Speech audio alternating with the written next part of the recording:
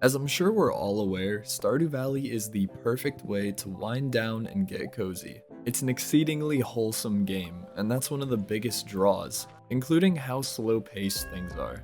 The simplicity of life on the farm is basically a substitute for therapy. But if you didn't already know, life in Pelican Town can sometimes be a little strange, to say the least. Which is exactly why today we'll be covering 5 of my favorite unsolved mysteries in Stardew Valley. First up, I have one of the rarest events in Stardew Valley. There is no trigger to this event, and it's entirely unexplained. Giving players a glimpse into the unknown, our first mystery is an unsettling monster who appears dockside of the beach, and all it does is stare you down from a distance. It pops its head out, bobs in the water, and watches you quietly. Not creepy at all. Not much is known about the creature, and it can't be interacted with or fished up. One theory suggests that this is one of the merfolk, which the wizard mentions have been watching us in our festivities during the luau. Now, that's all fine and dandy, but these are the merfolk which show up during the night market, not this. It looks nothing like the others. Other than that, we have no real clues to what this monster could be, and thus the mystery of this creature has yet to be solved. The next mystery I'd like to cover is a classic, but one that remains possibly the creepiest event in all of Stardew. After year 1, at any point in the middle of the night, you might hear this sound. If you do, the next morning you'll receive a message that a strange sound was heard within the night, which means that somewhere on your farm, you'll find this. It's a strange capsule, and it contains something inside. When interacting, the game so kindly lets you know that there's something fleshy bobbing around in the fluid, so that's lovely. You're able to pick this thing up and place it wherever you'd like, but that's not the end of the story. 3 in-game days later, you'll find the glass shattered, and the object inside is completely gone. You'll never truly get a good glimpse at what was inside, and while that alone is extremely unsettling, from then on, some nights you might encounter a strange blurred figure running across the screen. Okay, keep in mind this is extremely rare, but honestly it's way too creepy for a game like Stardew Valley, and it definitely had me shivering in me timbers. So anyone who's involved with the villagers and has a close relationship with Abigail and her family are already probably well aware of this one. Our third mystery is all about Abigail's real father. This one is a classic.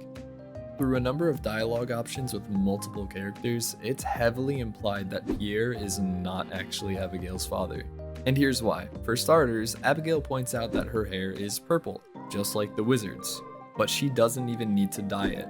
Then, Pierre shares with us that he's not entirely certain that Abigail is even his daughter. On top of this, Caroline eventually shares with us that she used to take long walks out to the wizard's tower to see him, and then tells us to not tell Pierre. And possibly the most incriminating of all, the wizard himself says he believes one of the villagers in Pelican Town is his daughter. Now, this is never confirmed one way or the other, but let's be honest here, we have more than enough evidence to place our bets. And with all that in mind, it's no wonder that Abigail seems to be more in tune with the valley's magic than the rest of the village. Just saying. Next up, for our fourth mystery, we have a pretty goofy one to take a look at. If you weren't already aware, once you've acquired any in-game achievement, you'll receive a very thoughtful and kind letter so graciously inviting you to come buy some hats. And what do you know, there is indeed a fantastic little mouse that lives just south of Cindersap Forest. Taking up an old abandoned house as his fine establishment, this little fella will offer you a huge variety of hats, and his stock only grows the more achievements you collect. But who is he? Where does he come from, and where does he collect all these hats? The mouse himself has no real dialogue options apart from just informing you that he does in fact sell hats, in case you had your doubts. There's no real explanation to his existence, but no one really questions it, so hey, why should we? Now, if only we could choose to upgrade his house instead of Pam's. Finally, we're going to take a look at something a little paradoxical for the fifth and final mystery. As we all know, the entire reason we're here in Stardew Valley is thanks to our late grandfather, who passed the farm down to us. In year 3, he officially comes back in his ghostly form to evaluate our progress.